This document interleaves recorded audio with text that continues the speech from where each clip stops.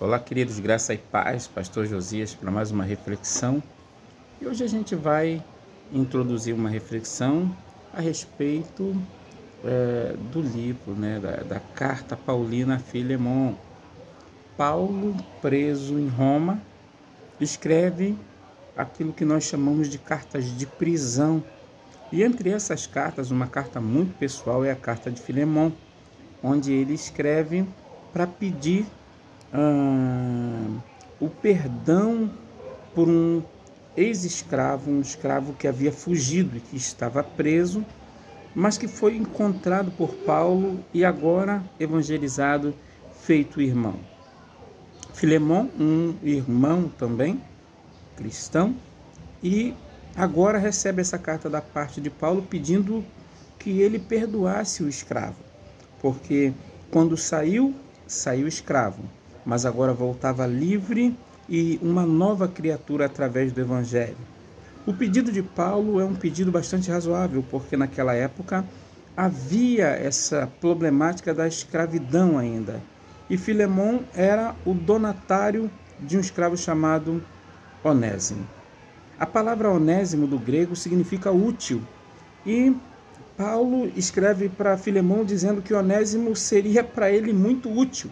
Olha que jogo de palavra interessante que Paulo usa para dizer da felicidade que era ter um irmão nascido em cadeia.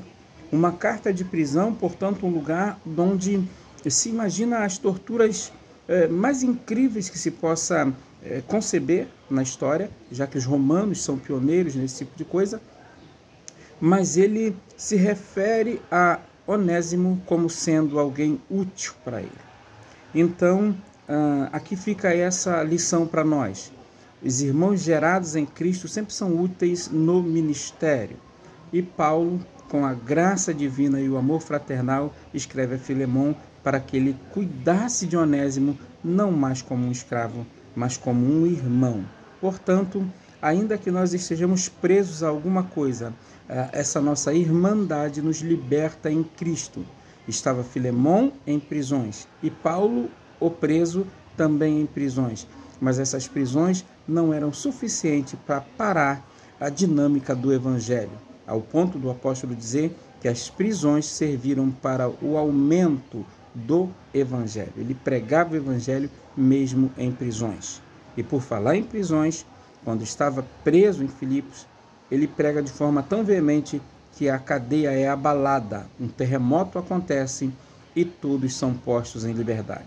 Se você é cristão, prega o Evangelho, porque esse é o Evangelho que liberta e tira as pessoas do cativeiro a fim de que elas encontrem a plena liberdade em Cristo Jesus, o nosso Senhor, porque Ele é o único caminho, Ele é a verdade e tem sido sempre a nossa vida. Shalom Adonai, graça e paz.